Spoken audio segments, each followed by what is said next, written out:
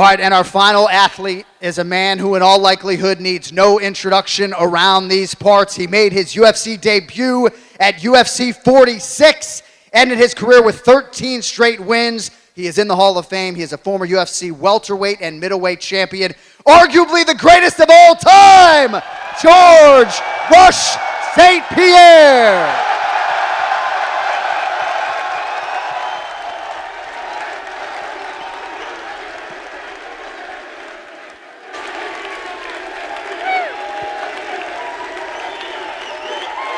What's up, John? The house that George built. Yes. John, before we start, and I think we're all gonna agree, this is out of the blue. I think someone is missing on this chair. Yep. He's a legend. He's with us. He's the first guy from Quebec to compete in UFC. He fought for a world title. David the Crow Louiseau! Let's go! Yes! Please. Thank you, George. David Louiseau, ladies and gentlemen, the man before the man. Yeah, you sit right here. You sit right here. All right, so we have microphones set up. This is largely a fan event. Time permitting, we might get to some media questions, but don't be shy. This, fans, is for you. We have a microphone set up right here and another one on the other side. So as we populate these microphones, as we wait for some brave souls, I'm just going to ask our esteemed panel today. We'll start with Val. Very excited, I know a lot of these fans are, to see you on the desk here working at UFC 315, but how excited are you to have the UFC back in the place that you call home? It's just amazing. It's an amazing experience for me. Also, the fact that I fought here 10 years ago was a dream come true, to be fighting for the UFC, winning my first fight at 115, and now to be working still for the UFC. As an analyst, that will be a very unique experience. My man, Patrick Cote, always looking good, champ. So you've been doing the TV work for a long time, so I know you've been embedded in the game, but what are your thoughts on everything that's in front of us this week? Someone drama, come back! Yeah! It's amazing. It's an amazing experience. The UFC, it's 10 years waiting to coming back here. It's finally they're back, and I think I'm not the only one that was missing the UFC. Everybody's here for that. So thank you to be here. Thank you you're gonna be there tomorrow night too. It's gonna be an exciting event, and just to cheer for the people that is gonna present us, like him we'll see. and Marc-André Barrios. Might be something good though. Let's see if it works. Sorry you got into No problem. Rory MacDonald is here, folks. The Red King is here. Now, Rory, you've kept a little bit of a low profile, so I know for a lot of us, the UFC staff, it's nice for us to see you. What is it like for you to be back in front of these adoring UFC fans? Thank you. It's an honor to be back here. I mean, it's been a few years since being in front of this many people and being on the stage with UFC, so it's honored to be welcomed and thankful to be here. George St-Pierre, it feels as though an event in this building just wouldn't be complete without your presence. I know you will be in Eamon's Corner, and you'll be here for UFC 315. How excited are you for Saturday night, sir? Very excited. Some of good memory gonna re-emerge on Saturday night. Et merci à tout le monde pour le support que vous m'avez donné au fil des années. Merci à tous. David Louiseau, when I started covering mixed martial arts, you were the man. What are your thoughts on where the sport is now and everything that's coming up this weekend, champ? I love the sport, and you know what? I'm a crowd guy. I love the crowd. You guys, thank you for being here. Make some noise, guys. Please, please. Yeah, man. That's what I miss the most, the fans. You fans are the lifeblood of the sport, and as we've said, the Canadian fans are just something special. Far shorter line over here, but we will begin on stage left. Mike Bond, go ahead. Just one for George. George, obviously a lot of history in this building. The welterweight title is on the line. If the UFC permits it, would you be willing to enter the cage after the main event and wrap the belt around the winner of Bilal Muhammad versus Jack Della Maddalena? No, yeah. Of course, if they want me to do it, I'll do it. But on Saturday, I'm going to work as a cornerman. And my priority is to be there for Amin Zahabi. And he has an incredible task ahead, fighting Jose Aldo. So if everything goes according to plan and we got the W and they want me to do it, why not? Would be an honor. Thank you. Over here, sir. Go ahead. Ma question est pour Georges. Georges, l'an prochain, si Martin Saint-Louis te demande, tu peux-tu venir être un assistant entraîneur pour le Canadien de Montréal? On sait que tu donnes des bons speeches. Tu peux-tu donner des speeches pour nos boys? Je pense que je pourrais pas être un entraîneur parce que mes connaissances au hockey sont limitées, mais peut-être que je pourrais être un bon support moral pour l'équipe. Avec peut-être ça pourrait faire l'affaire. C'est quoi un speech que tu dirais avant une game? Ben écoute, je pourrais leur parler comment contrôler la peur et se concentrer sur comment on bâtit notre confiance avec la préparation. Et la confiance, c'est pas l'absence de peur, c'est de savoir qu'on a ce qu'il faut pour réussir. Et quand tu as foi en toi-même et tu as la confiance, sky's the limit. Ouais. Merci beaucoup. Back over here. Go ahead. This week, Mike Mallet expressed how special it was to fight in Montreal, saying it's Canada's fighting capital. So besides it being legal in Quebec, the longest in Canada, what else sets Montreal apart, and Canada, for that matter, apart on the global stage of MMA? Val, you want to take that one? Or Patrick, what do you guys think makes this market so special? That's easy. We have the best in history. That's the thing. Sorry. What? No, that's he said that. easy to know why Canada. He's always cutting me out. So it's easy because we have the best in history. We have the GOAT. So it's easy to be a big fan in Canada about mixed martial art. We have so many history in that sport. And I think if you want to follow a great path of a great athlete, George is the amazing path that you're going to follow. And I think all fighters are going to start, doing mixed martial art or already in the mix can watch the path of George, and they're gonna do well. Okay. Yeah. Also, what sets Quebec apart is the amount of schools and gyms that are martial arts schools and gyms that we have in the city.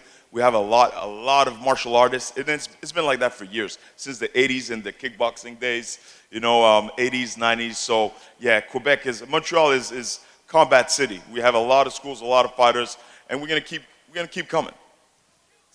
The one against Matt Serra in Montreal. It was it was without a doubt the loudest crowd I ever seen in my entire life. I remember that even during the announcement, I couldn't hear Bruce Buffer talking. It was crazy loud. I never seen anything like it in my life, and it was just unbelievable, and it's a memory that I will have for the rest of my life. Thank you, I appreciate it. Perfect. This one's for the GOAT GSP. You've talked a lot about fear being a tool. Can you explain how you manage fear before a fight and how that approach applies to your life outside the octagon? Yeah, it's a good question. A lot of guys and a lot of the guys on stage can talk about it.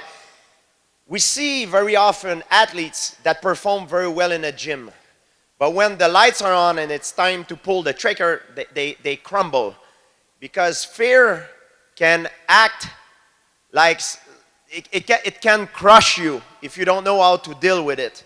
But I use fear to elevate me. I know when I'm afraid that I train harder in the fear that my opponent is getting more ready than I am. When I'm afraid, I know that my reaction time is better. I know that I don't cut corners, I'm sharp because I'm afraid to underperform. So you need to use fear in a positive way. And the way you do it is with the preparation. And if you prepare well, you build up your confidence. And with confidence, you have the right to walk in a fight with faith in yourself. Fear will always be there, but it's a good thing, my friend. Go ahead, sir. Moi, ma question, c'est pour Georges aussi. Serait quoi ton conseil numéro 1 pour avancer dans la vie? Oh, Dieu, ça dépend qu'est-ce que tu veux faire. Moi, si je pouvais retourner en arrière et parler à un jeune Georges, je lui dirais d'arrêter de s'en faire trop pour le futur et d'essayer de vivre le moment présent. Parce que souvent, j'avais l'impression que je n'avais pas de plaisir à faire ce que je faisais parce que je je m'inquiétais trop pour le futur. Je pense que vivre le moment présent, c'est quelque chose de très important dans la vie et essayer de savourer chaque moment. De pouvoir se pardonner pour ce qu'on a fait dans le passé et de ne pas trop s'inquiéter pour ce qui s'en vient dans le futur et prendre le temps de vivre au présent. C'est pas mal inspirant, Georges. I got a question for Rory MacDonald. Let's go, the champ. It is Jack Della Maddalena's first 5-round fight in the UFC. My question is, do you remember your first 5-round fight and how different you took that in preparation and how Jack should approach it tomorrow night? I actually don't remember my first 5-round fight. Sorry. Fair enough. But no, it's definitely a different preparation. You can't be as eager going into the first few rounds. Obviously, you have to have more endurance. It's a different game plan, adjusting to the 5 rounds. I mean, I'm sure he's going to be prepared. It's going to be a great fight. Thank you. Much love. Thank you, sir. Go ahead, sir. Back over to you. This one's for GSP and Rory. Being the underground city, do you guys have any underground Canadians that are up and coming that you have an eye on? There's one. His name is Ayman Zahabi. And if he wins tomorrow night, I think he's going to be a serious contender for a world title. And hopefully, the UFC could potentially come back here in Montreal for a world title fight where he's going to headline the card. That would be the plan.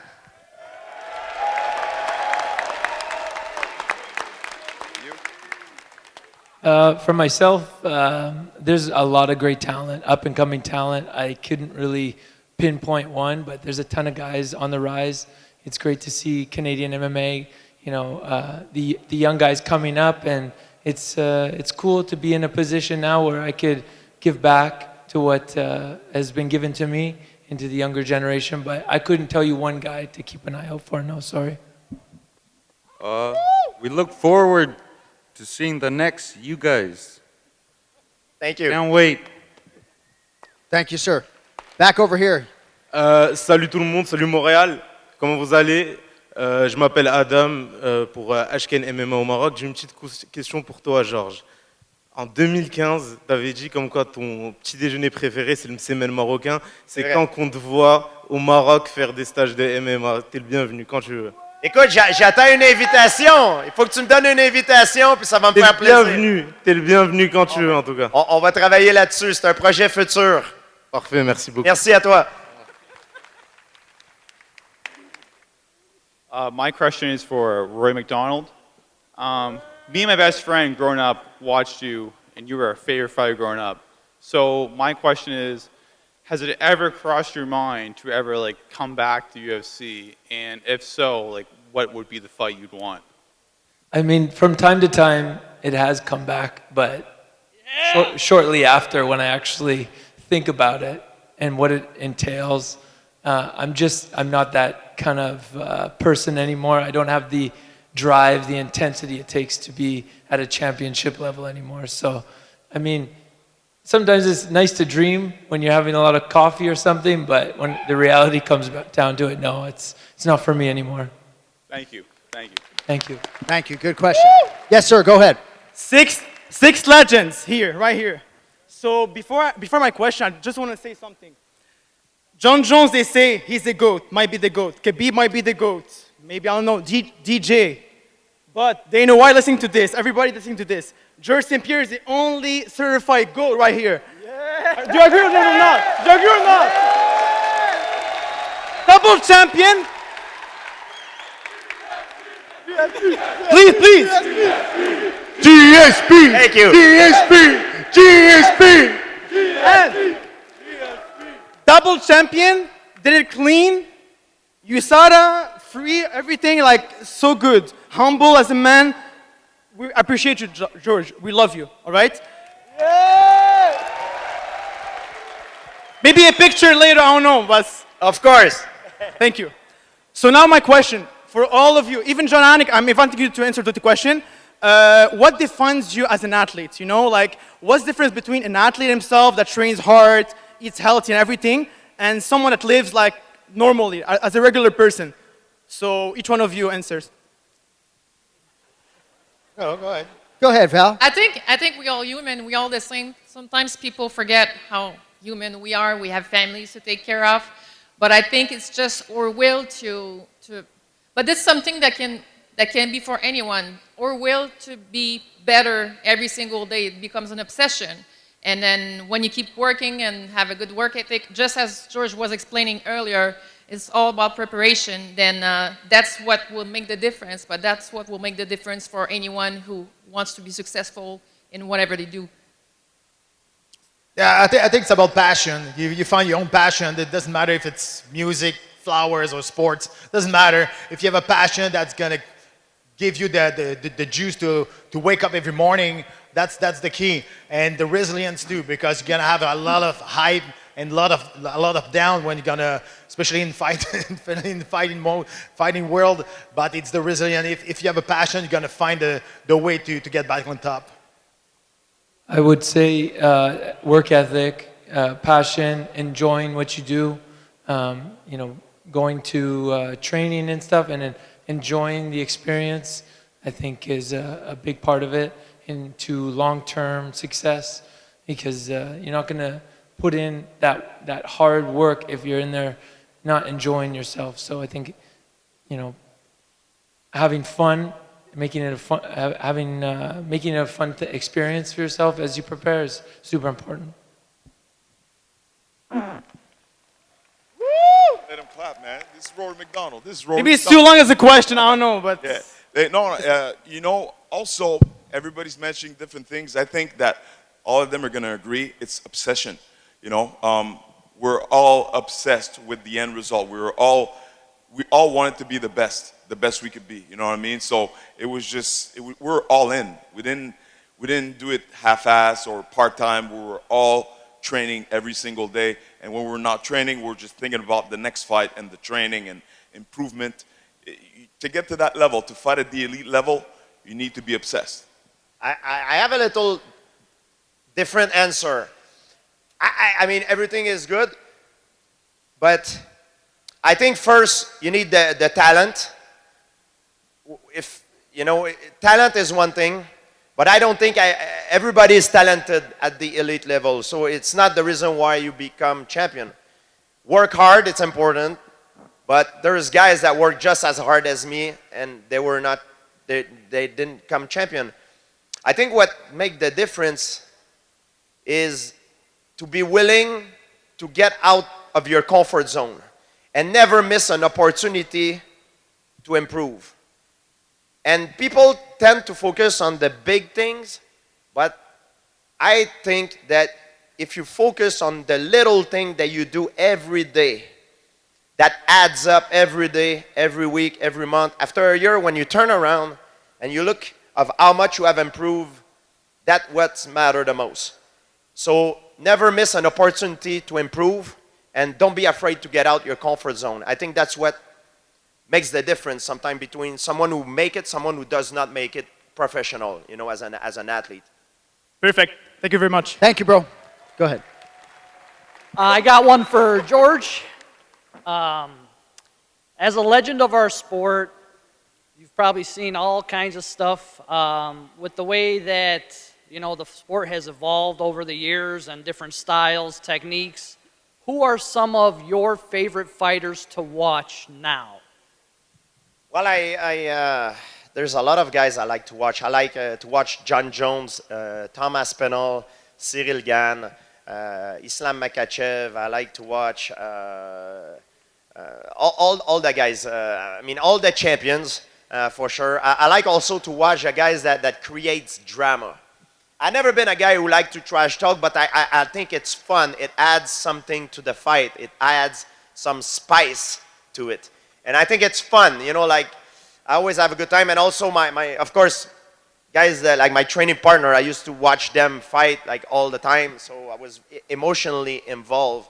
George, you did some trash talk. You did it. I'm not impressed by your performance. That's right. We all remember that. Think I'm afraid of you? Yeah, that's another one. These lines gonna follow me until I die, unfortunately. Thank you. Thank you, sir. Go ahead, brother. What's up, everybody? What's up, Montreal? First of all, I'd like to thank each one of you guys. I'd like to thank David for being the first to put Quebec on the map. Yeah. Rory for showing what Canadian heart was about. Patrick for being the first to show that Quebecers were not scared to face the greatest of all. And Valerie for showing a new path for women athletes in Quebec. And also George for just being the GOAT. Thank you. My question is, as you may have known, we have tonight, we have a local promotion, Samurai MMA, that's showcasing some of the greatest local young athletes. But people might not know that amateur MMA is illegal in Quebec. Ontario just legalized it. So I ask you guys, what will it take to make the greatest combat sports province in Canada to allow amateur athletes to compete so we can get more champions, more killers, and all these guys to end up on that stage? Because I know some of you guys fought way back in those underground, those parking lots, those shady events. What marked you guys in the earlier amateur career or the pro career? Yeah, I think you're right. I'm on your side. I think we need to create the new generation about fighting, about the fighter. It's looked like it's a lot complicated. It's like it's a politics thing. I hope that, I don't know if we can do something by saying something about we really want to have that. If I feel that it's a little bit out of our hands, but I'm with you, man. I want to create a real amateur circuit that we're going to be able to build the next generation and to have another guys like who's going to take our place in the future. Sir, of course you can. You guys hold the weight. You guys have the power in your hands. We can. Yes. They need to work on it. Yeah, it's a must thing to do. 100%. Yeah. Appreciate you guys. John Anik, I love you. Love you too, brother. Thank you very much. Guys, we got like 15 minutes to go, so we're going to try to get to as many of you who have already lined up as humanly possible. Young man, go ahead. All right. My question right here is for GSP. First of all, I just want to say you look great, man. You age like a fine wine. You've been an inspiration to me throughout my career. Hey, yo. And it is true, though. It is true, though. I'm sorry, can you repeat your question? Oh, I didn't get there yet. I'm about to get there. So my question for you is, who's on your Mount Rushmore of UFC GOATs? Well, there's a lot of guys that can be there. It's first John Jones, Demetrius Johnson, Anderson Silva, Khabib. Also with McGregor could be there because he brought the sport to a different level. Prime Jose Aldo, prime Fedor Emelianenko. There's a lot of guys that could be there. Need to bring Royce Gracie. Royce Gracie, for me, is my number one. Royce Gracie is my number one. Exactly. All right. Thank you so much, guys. I really appreciate it. Thank you, sir. Ma question est pour Patrick Cote. Jean-Pascal te défie sur les réseaux sociaux de monter avec lui, te battre pour un combat de boxe ou de MMA par la suite. Est-ce que tu acceptes son défi, oui ou non? Mais avant de répondre, la foule, est-ce que vous voulez revoir Patrick Cote sur le ring ou dans l'octogone? Ouais! Yo! Yes! I want to see this. Moi, je veux voir ça. Patrick, ta réponse?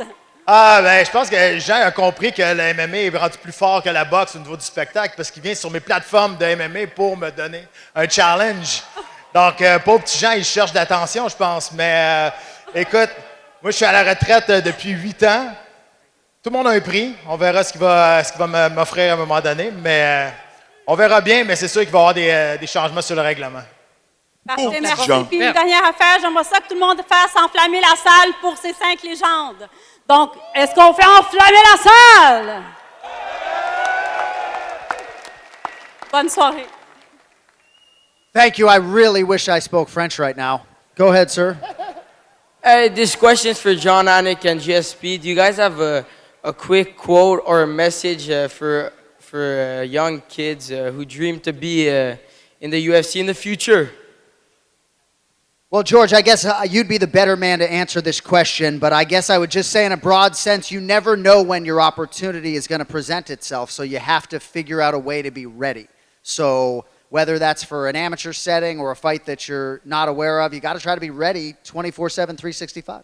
It's a good advice, and I will steal the quote from Michelangelo, and I don't want to mess it up, but I think I will. The danger in life is not to aim too high and never reach your goal, is to aim too low and reach it. So don't be afraid to dream big and go for it. Hey, thank you. That's deep. Have a good one, guys. Thank you, sir. Go ahead, brother. Assalamu alaikum, Montreal. How are you? Everything is good? Yeah, thank you, George, for coming here. Thank you, UFC, to coming here. Just like I have a question for George about you mentioned a lot of things in podcasts, in video. You have afraid before to go into octagon. How do you control that before to go? And what do you kind of say for the people they have the same afraid for to go in something hard to do it? The fear will always be there, and you need to be aware of it. When I was young, in the beginning of my career, I thought that the fear will dissipate with time. But I found out that it was the opposite. It got worse and worse because when you're successful, every fight is bigger than the last one. So there is more at stake. There's no courage without fear. So you need to go through fear in order. The bigger the risk, bigger is the reward. Thank you so much. Go ahead, bro. Hey, GSP. I was just wondering which opponent of yours was the most difficult to prepare for and why? I would say the best guy I've fought in terms of skill was BJ Penn. BJ Penn his nickname was the Prodigy because he was the first American to become Brazilian Jiu-Jitsu black belt champion, I think in like 3.5 years. He was a real prodigy. He was someone at the time who was like the perfect fighter. He was so fast. I remember the first time I fought him, I threw a jab, and I used to be very fast. And when I threw the jab, he was behind me. I was like, what the hell? This guy just teleported itself. Like he was incredibly fast, incredibly skilled, and very hard to deal with. Amazing. Thank you so much, and good luck to Amin this weekend. Thank you. Thank you, sir. Go ahead, brother. Assalamu alaikum, Montreal. I came here all the way from Kyrgyzstan only to ask this question from John Anik. I'm the only MMA journalist from Central Asia. Can I get my chance to join the UFC and work for your company, sir? My brother, I got much love for you. We had a conversation yesterday. I will do everything in my limited power to try to see what we can do. But you're on the right path, my man. Stay with it. It's a huge honor. Thank you. He gave me one of those hats yesterday, too. I got my own hat. Thank you, brother. Go ahead. This question's for GSP. Islam Makhachev just came out and he said that he's not vacating the title and he's going to face Ilia Topuria. I want to know your opinion and who you got winning that fight. Ooh, that's a good fight for the fans.